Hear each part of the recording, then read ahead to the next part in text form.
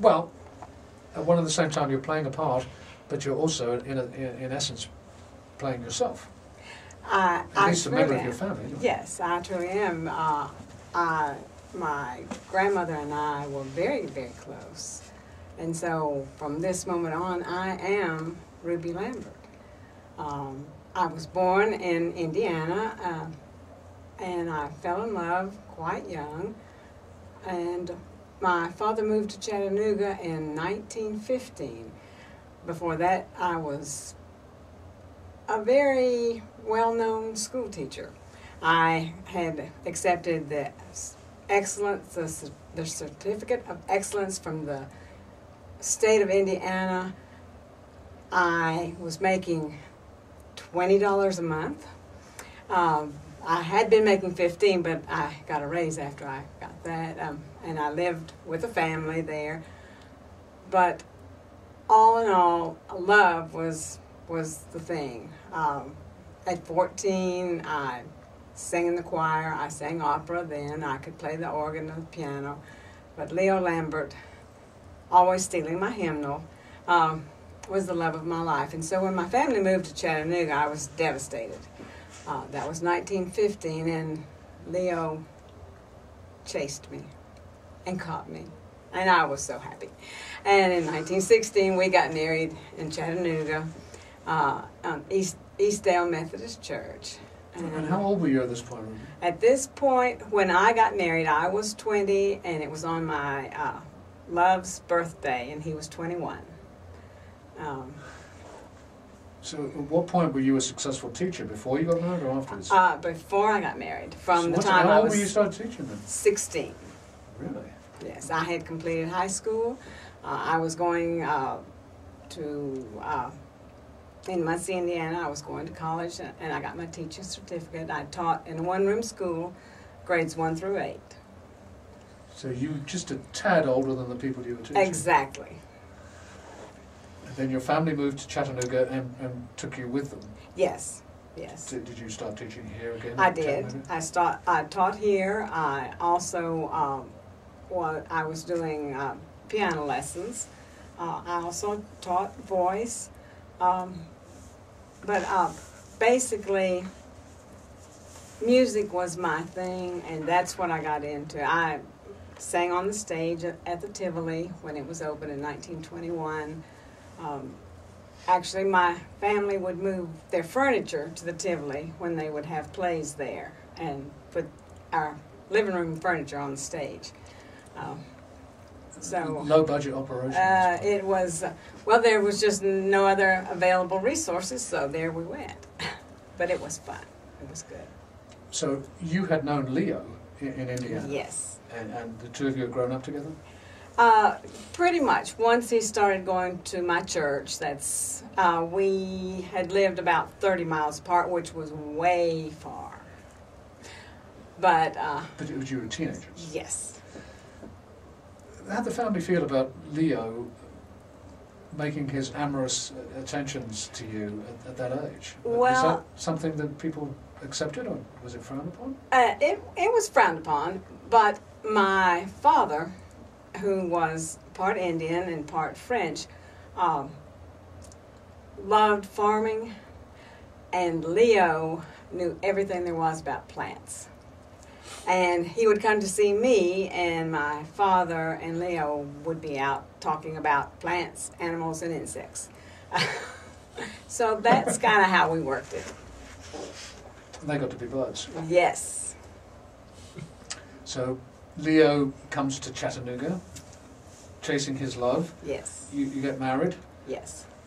And at some point, Leo becomes a person who is a caver. How did he find out about what was going on in Lookout Mountain, or what he thought was in Lookout Mountain? Well, when in the very beginning, he took a Sunday school group to the foot of the mountain for a picnic, and that's where he discovered these twin caves. Of course, everybody knew about them. They had been sealed up. And they climbed over and went through them, and there was so many wonderful things in there that this got in his mind. Now, basically, this is 1917, 1918. He goes to Pueblo, Colorado. He is working on an unnamed bomb sort. He did not know exactly what he was working on then, but always in the back of his mind were these caves. And eventually he came back to Chattanooga, still working for the government as a chemist.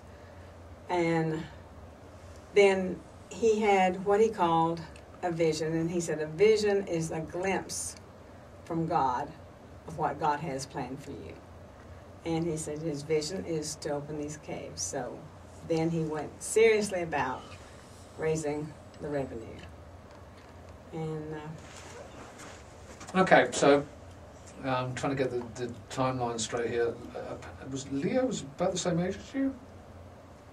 yeah, he was about a year older. Uh-huh. So, and he went out to Colorado after he came to Chattanooga? Right, right. Okay. So he came to Chattanooga when, what is it, 16 or 17? He was probably, when he came to Chattanooga, he was probably 19. Had he already been to university and graduated? Yes. So you were both pretty smart. You know, We like to think so. Well, you certainly Yes. got through school, high school and university pretty Yes. quickly. And at a time when he went to the University of Illinois, there weren't a lot of people coming from rural areas like he did. And he didn't necessarily come from a wealthy family. No, either. no. So he was unusual in a lot of respects. Yes. As were you, Ruby. Oh, absolutely. So Leo moves to Chattanooga in pursuit of you, Ruby. Right. Is employed by the government in Chattanooga? Yes. And then sent to Colorado? Yes. At a point when the First World War is still going on? Right. And my father was a military photographer at that time. He was at Fort Oglethorpe and did whatever the military pictures that they wanted him to do. He came back to Chattanooga. Right. And becomes fascinated by these caves that are at the base of Lookout Mountain on the bank of the river. Right. And they had been sealed off because obviously caves right by the river, great place to do all kinds of things. Exactly. But Leo's determined that he's going to get into these caves. So he can't get in from the bottom of the mountain, so he'll get in from the top. Yes. That's the general idea. That's it. Right?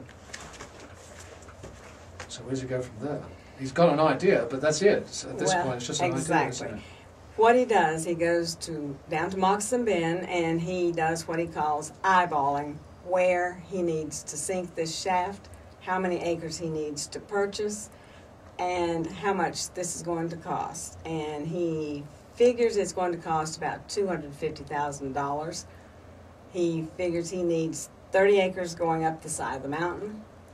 So then he goes back to Indiana, and he convinces his family, his friends, to invest $200,000 in a place. Some of them had never even been to Chattanooga.